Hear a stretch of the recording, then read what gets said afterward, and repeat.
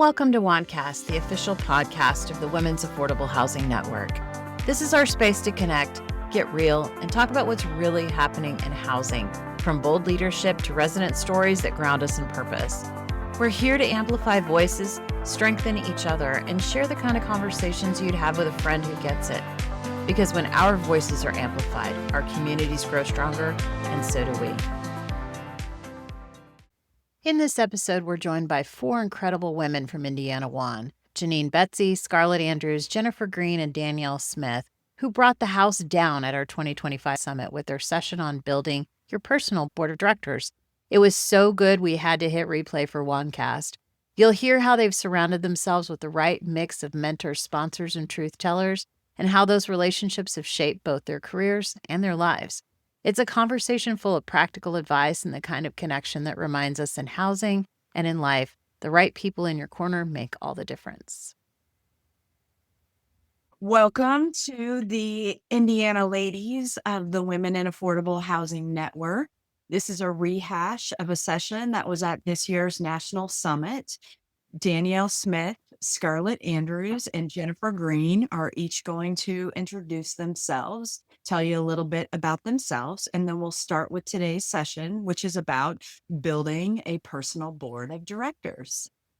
Danny, would you like to start us off? Happily. My name is Danielle Smith. I am the CEO of First Base Strategies. We are a Uniform Relocation Act compliant consultancy that works primarily in the multifamily housing market. And Scarlett, you're up. Scarlett Andrews. I work for Hageman Capital. We're part of a family office based in Carmel, Indiana. We invest in real estate in a variety of different ways. When I first was part of this conversation, I was with one of our other verticals, T&H Investments, which focuses on building and managing affordable housing. Hello, everybody. Jennifer Green, retired Executive Director of Partners in Housing, current Board President of the Indiana WAHN chapter, and just excited to talk with these ladies today. I was trying to think the other day how long combined we've all known each other, and I decided not to. A lot of years. It's a lot. Okay. All right. For today, we're going to talk about a number of items. We're going to talk about encouraging women to build a network of women and ally advisors, what kind of action steps it might take to build your own personal board of directors, and what are some long-term impacts from building your own board of directors. So we're going to start off with Danny. Can you talk to us about how you first started this idea of personal board of directors, what it means and why it's valuable? Sure. So I had noticed some patterns as I was sort of midstream in my career as opposed to where I am now. I guess it's not really the advanced end of my career. I had my first couple jobs and I was seeking mentorship and trying to find really my place in the industry. And I continued having conversations with the same people. Jennifer, you were one of them. Janine, you were certainly one of them. And over time, these relationships really solidified to the point where I would have small groups together, and we just started having continued conversation that merited a regularly scheduled program. And so at some point, we called this our personal board of directors. We now have a monthly meeting, and this is just a way for us to continue to push each other, continue to build in our careers, and support each other in not just our professional realm, but it has really spilled over into general life, which has been a real pleasure. I love that. All right. How about Jennifer? Will you talk a little bit about your personal board of directors and how you've worked it in your career at Partners in Housing? Yeah, and as I talked before, that your personal board of directors can change. You can add people. It just depends on where you are in your career. At Partners in Housing, because we were a supportive housing provider, one day a few of us woke up and just figured out that all of the major supportive housing agencies in Indianapolis were led by women. which we figured we were great. And so we started doing a monthly meeting called VIM, which on your calendar, so people would know what it was. It means very important meeting. And we would all get together and at different places, drinks were always involved that had to be involved. And we would just talk about the landscape that we were in. We always would bring a story, which I really liked, about an employee that was out of control. And everyone always had those stories and gave each other advice on how to deal with that and what to do. And the great thing about that is that personal board of directors is still a part of my life. They've still continued to include me, even though I'm retired. And so it was just a great experience. And having those other 5 women in a room, you would be surprised at how much we could get done and be on the same page so that when it came to bigger things in a wider landscape, and maybe one of us was in a room and the rest of us weren't, we were able to speak for each other and say, here's what we need and here's what we want. And just like Danny said, it became personal to wedding, births, divorces, deaths, and all those things. And it's just been a wonderful part for me. I love that. How about you, Scarlett? You worked up the mayor's office into a deputy mayor role. How did the board of directors help you before and after some of your key leadership roles? Yeah, I started in the mayor's office in early 2017. This is first term. He is now in his third term a little while ago, but I started out in a project management role. I had early career experience in community development, not a lot of experience in really a lot of anything, and not really a community of people around me at that time to turn to figure out how to do the work that I was doing. And as I became more and more interested in development, in affordable housing, in real estate, and as I started to be interested in leadership roles and have those opportunities, the women that are represented here in many ways came alongside me and saw that I needed mentorship and support and community outside of my specific role or outside of the chain of command that I was part of at the city. And I think it has been so helpful in my career to be able to see women out in the affordable housing sector who are really thriving in a way, give back and come alongside people who are still learning, which I very much was. As I rose to leadership roles at the city of Indianapolis, I needed some additional support outside, and that became more structural. That's when Danny and Janine in particular started meeting with me on a regular basis. It became personal and professional, and they supported me through some personal growth and personal changes that I was experiencing at the same time as taking on more and more leadership responsibilities, both in management and making big decisions in a COVID context for how we were utilizing federal funds and local incentives to support affordable housing. Great. Awesome. Okay. How do you figure out your people on your board of directors? How do you recruit them? So I'm going to jump in. I think a lot of this happens pretty naturally. It's easy to see who you want to be in your career if you're somewhere in the midpoint. It's nice to start there. It's always helpful to seek advice from those that have already accomplished what you're looking to accomplish. But I think along the way, particularly as women, we forge these relationships that become friendships quite easily. We enjoy communicating. It's so much fun. I hate that. Cut that. We just hang out. No, that is not the way to say that. But we forge these relationships in our professional lives, and our industry does a really good job of creating excuses to get together outside of the office hours. WAHN is one of those avenues that you can make connections easily. So in addition to just starting with maybe a mentor figure, also identifying your cheerleaders at those events, the people that are going to push you a little bit harder. I also find seeking advisors to be really important. As I was starting my business, it's really hard to figure out what a pricing structure and business model that makes sense looks like. And so to have people that you can consult, that you can call to help determine some of those things was really impactful for me. And so I think those are the lenses that I was examining my board of directors through.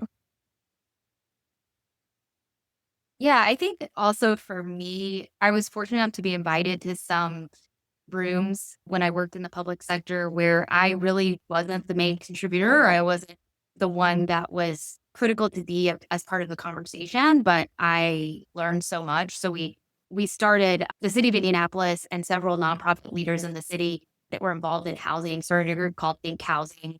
And Jennifer and Janine were part of that as leaders in the community. And I was invited to the table, and I remember taking just like copious notes of all the things that they were talking about and really had no idea what they were talking about at the same time. I didn't even know how tax credit worked, but I was just making these little graphs and designs of think the money goes this way and then it comes back that way.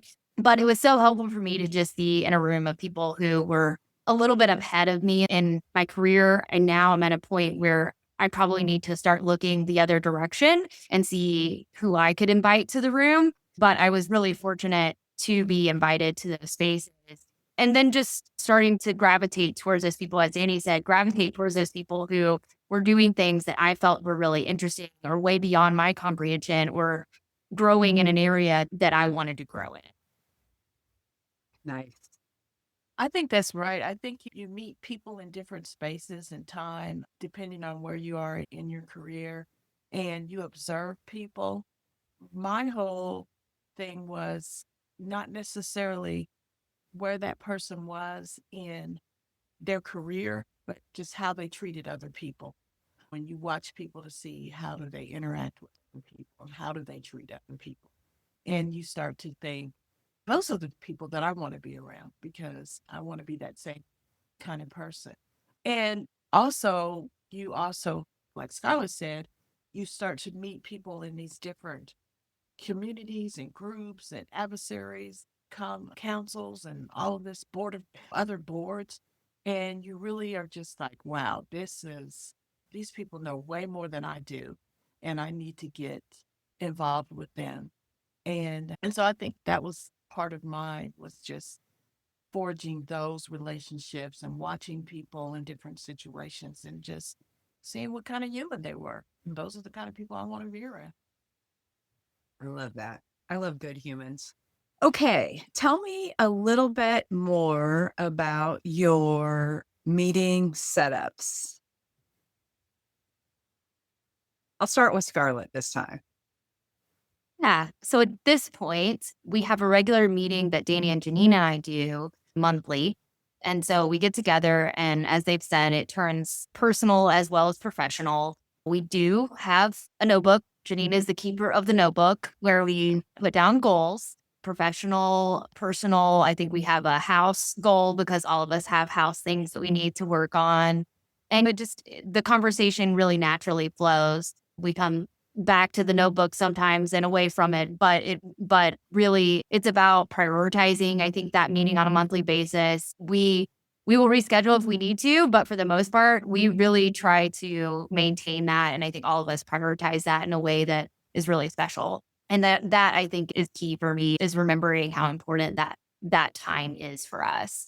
And as I said, I think I'm at the point where I'd like to be a part of other groups too and see what I could foster among other women that are in the general community and economic development here in Indianapolis. I'm part of another group with the Women in Public Finance of Indiana, and I'm exploring what we could do in smaller group structures of those women as well. Nice. Yeah. How about you, Jennifer? Tell me about your meeting setup. Like I said, we were meeting really on a monthly basis, and we would give everybody an assignment when it was your month to decide where we wanted to meet. Usually it starts about 4:30, and again, it's somewhere that involves alcohol. And usually we always would try to go somewhere new where none of us had been before or where we thought. And we did this just like a regular board. There were 6 of us.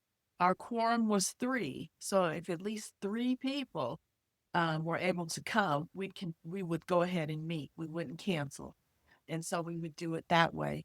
But normally it was someplace like that where we could just talk and laugh and communicate and talk through things and get advice and hear what other people were going on. It was funny because you could start to see each other's personality based on where they picked to go.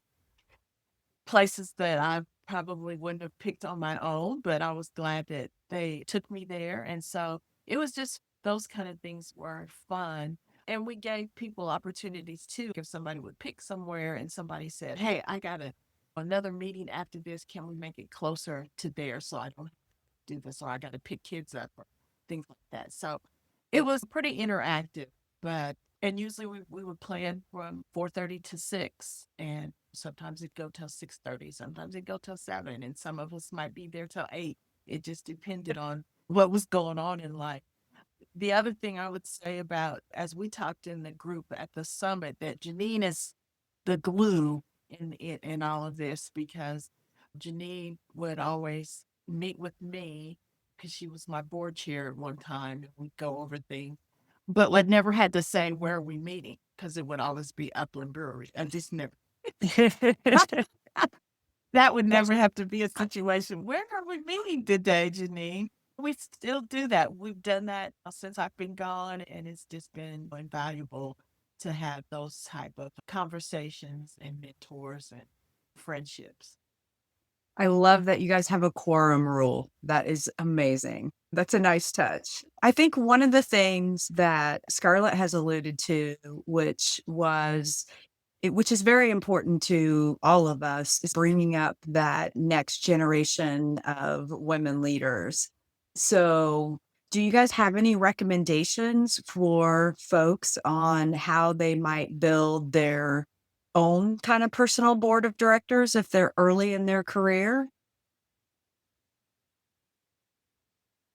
I think if you're early in your career, start paying attention to, again, maybe a mentor figure, and see if you can identify a mentor that's going to push you, but also pay attention to those around you that might be in a similar situation.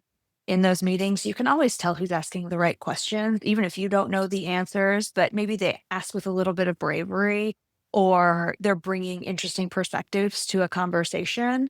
I think those are the people that you want to have on your side and in your corner. And like Jennifer alluded to, do they have a great energy? You're going to need that, particularly when you're early in your career. You're going to need somebody that's going to support you and say, "Yeah, today was a terrible day. We can figure this out," and be in your corner as you figure that out.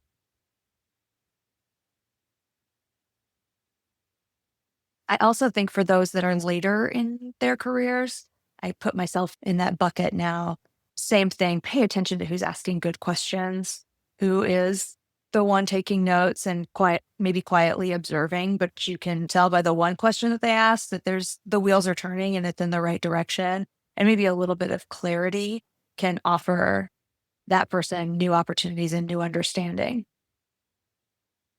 I think the other thing is that when you're looking for people, you don't want it, you want your group to be pretty diverse. You don't want it to be just people that are going to continue to pump you up, because that's okay.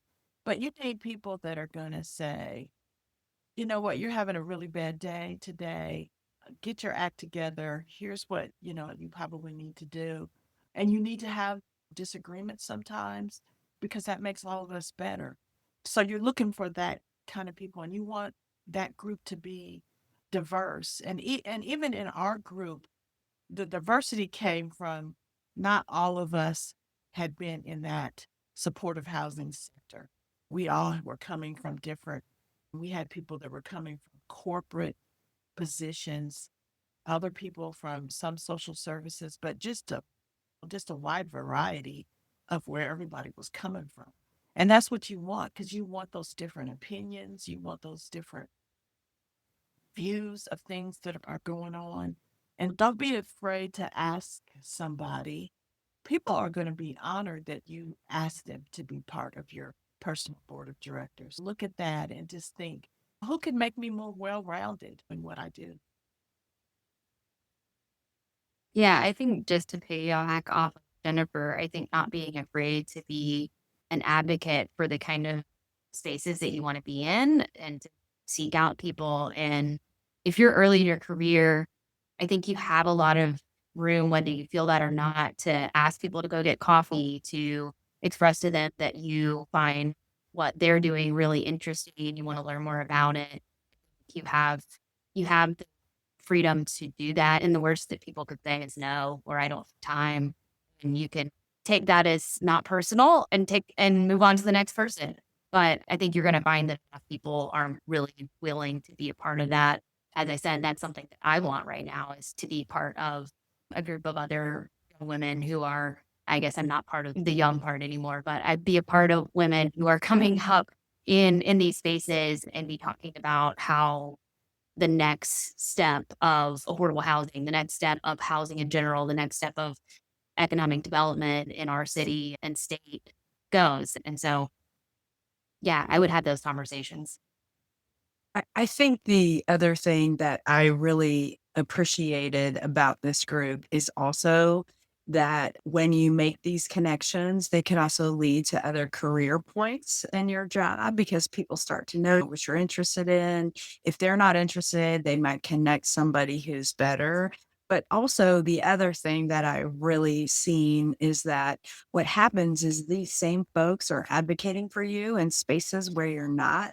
I remember a particular example where somebody that Danny was talking to had a not so nice analysis of the critique that Scarlett gave from the mayor's office. And Danny put that guy right in check. And she was like, "Excuse me, you would have not said that about a man. You only said that about a woman. So I'm going to need you to change the way that you had that." And Scarlett wasn't there. She didn't know about it, but or she knew about it later.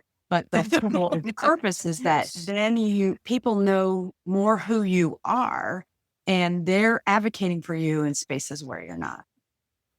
Yeah, So I think that's great too. And I'm going to do another Danny example. Just having that relationship with her and having situations that I've been in before, where we had a situation not earlier this year where she had a client and she had put me down as a reference. And I talked to this client and I explained to them who they were and what they do. But I also explained, if that's not what you're looking for, you need to be able to tell her. Don't keep just stringing her on and saying things like this or like that. And so I think when you know a person, you know what to say in those situations so that, that person doesn't get led astray or go down a path that they don't need to go down. And so as soon as I got off the phone, I called Danny and I said, "Here's what I said." And she was like, "I was thinking the same thing. So I'm so glad you said it." Sometimes you can't say that to a prospective client, but as a person that I'm reference, I said it nicely, but I also was saying, I felt like I was giving her a way out if she wanted one. So I think of things like that, it's beneficial to have those type of people in your corner. nice. Okay, as we approach the end of our topics, I want to give each one of you a chance to maybe close with a closing thought. And I'll start with Jennifer on this one because I don't think she's gone first yet. Oh, wow. Thank you. Again, I just want to say I didn't know that I had a personal board of directors until we put that name to it. So it's a good thing. But I also think the other thing for me has been, as I was getting close to ending my career, was being there for people that are up and coming. As Janine knows, I'm not a let's have coffee, I'm not that kind of person. But I made myself available to people, especially to women that wanted to know about this industry, that had questions. I just made myself available and it made me better too to have those conversations because you're talking about an industry. I'm talking about an industry that I had been in for 30 years of my life. So this is an industry I love. So when you hear yourself talking about it, you go, okay, this is why I do this. So this is why I did this. And so I think that helped. And then being able to put them on a path to create their personal board of directors. I think that's where I've got the most satisfaction is in that way, having my own, but being able to put other people on that path and just being there to answer questions and see what they have on their mind and just making yourself available.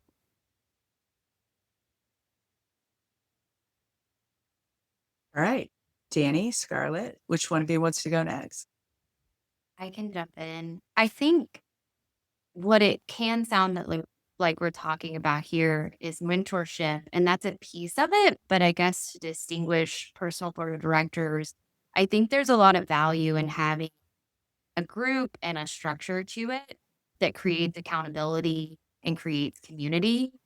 And I think that is something distinct that is worth creating for yourself or trying to be a part of, because I think so much of this standing up for each other, holding people accountable, sharing ideas and getting feedback is created in a group structure, at least for a few people, and over time and over commitment to that. Yes, seek out one-on-one mentorships, and I think those are valuable for other reasons, but I think this personal board of directors concept is really powerful for that accountability and community. And I'm recalling when I first used the term personal board of directors, I read it in a business book, but something else I read in a business book, and I said this at the conference as well, was that I had read, you are the average of the 5 people you spend the most time with. And I was really looking to beef up those people I was investing my time with, which sounds very self-serving. And to be clear, it certainly is. These have been transformative relationships in my life. All 3 of you have seen me through crazy life chapters and career chapters and starting a business and starting a family. And we've seen each other through a lot of life. I feel that my life has been made so much more rich by these relationships and the way that you both support and challenge me.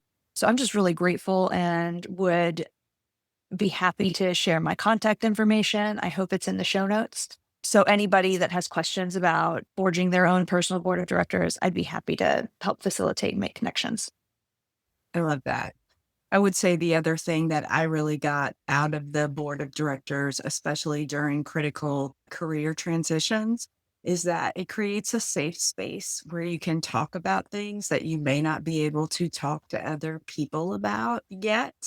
So it's very nice just to have people that are going to give you feedback that you may or may not want to hear, because that's what really makes it work, is having a group of people that are willing to say things to you that may not make you feel good, but they're going to make you better. And every person here has been that to me as well. So I'm very thankful for the networks and the people and the women that stick together in Indiana. And as I watch the field grow, I think we've heard from all of us that we're all willing to help other women grow in this field. And for myself, it's also women and people of color, people that don't usually have access to the same rooms and frames and opportunities.